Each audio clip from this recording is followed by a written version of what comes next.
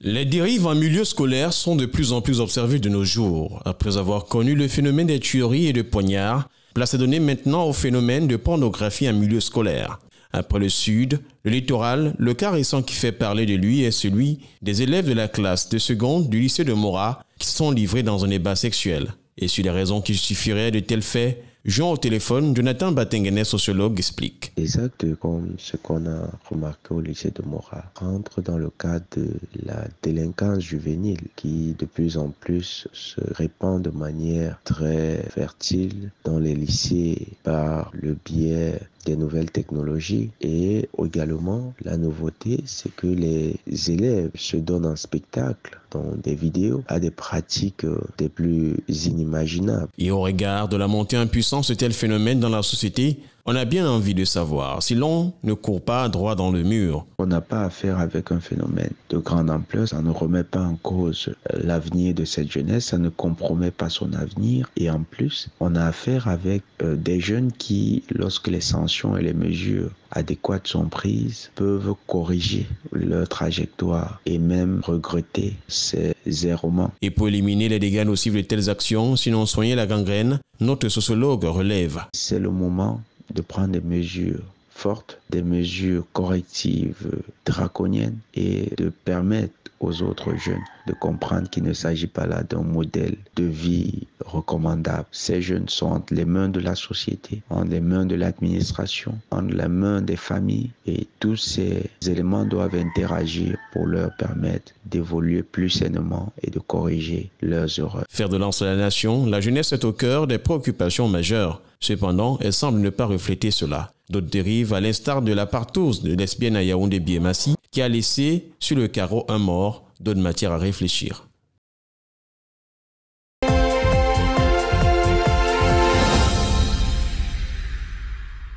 Bientôt, une microfinance des professionnels du secteur des pêches au Cameroun. L'annonce vient d'être faite par le président de l'Association nationale des exploitants des produits de pêche et activités assimilées à NEPAC. L'équipe conduite par Félicité Ndjongouba était face aux médias ce jour à Douala pour annoncer la foire aux produits halieutiques au grand public. Nous aimerions vraiment que chaque ménage ait du bon poisson et à bas prix à la maison. Nous avons choisi de organiser cette foire pour que les ménages aient du bon poisson. Du bon poisson, vrai bon poisson. Un poisson qui n'est pas malade, un poisson qui se porte bien et à bas prix. Et que tout le monde en consomme pour être aussi bien portant et que les factures passent la plus belle façon dans les ménages.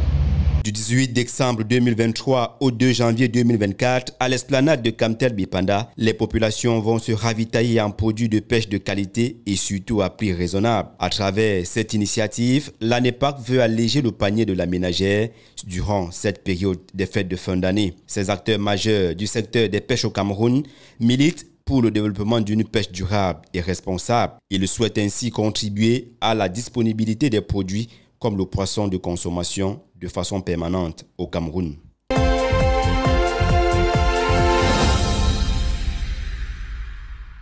La caravane du Ngondo Kodamboa 2023 visite le canton Bassavouri du roi Mbodi Épée Gaston ce jour, mercredi 22 novembre 2023, dès 18 h à l'esplanade de la cour royale Bassa de Ndogbo. Le comité d'organisation présidé par le prince Conrad Mbodi est depuis quelques semaines en avant au fourneau des préparatifs. Il compte livrer aux dignitaires du Ngondo leur suite et aux festivaliers passionnés des soirs au village de la caravane, un film digne du canton Bassa. Rappelons que la caravane du Ngondo Kodamboa 2023 a déjà sillonné les cantons Bonambela, Akwa, Ndjonjo, Bel, Bodiman et Odi et Bakokovori, dont les représentants dans les catégories Miss, lutteurs poids légers et poids lourds sont déjà connus. Le programme pour la suite de la dite caravane prévoit le canton Bonébélé d'Eido le 26 novembre 2023 au collège Alfred Sacker, le canton Bonébélé, Bonaberi et le canton Voribwili. Il restera alors la grande veillée du Ngondo au parc des Princes de Bali et la messe de l'eau aux berges du fleuve Vori à la place du Ngondo.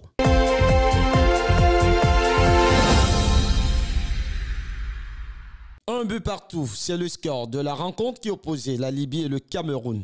Le mardi 21 novembre 2023 au stade Demerty de Benina, lors de la deuxième journée des éliminatoires de la Coupe du Monde Canada-Mexique-États-Unis 2026. Avec un 11 entrant remanié à près de 40% par le manager sélectionneur des Lions indomptables au coup d'envoi, il a fallu attendre la 34e minute de jeu pour voir les poulains de Rigobert Song scorer un premier.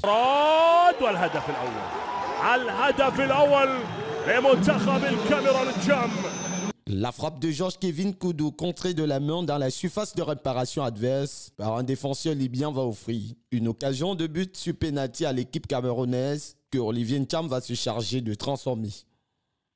Mais dans la foulée, les chevaliers méditerranéens vont égaliser peu avant la fin de la première période par l'entremise d'Abdoul Mouniasser Boucheiba qui, sur un ballon anodin, traînant dans la surface de réparation des Lions, parvient à crucifier André Onana. Le match à la mi-temps est d'un but partout. En deuxième période, le score n'évoluera pas malgré quelques rares occasions tentées de part et d'autre par les deux formations. Grâce à ce nul, le Cameroun, 4 points au Makoa, à égalité avec le Cap-Vert et la Libye, garde le fauteuil de leader du groupe D dans ses éliminatoires du mondial.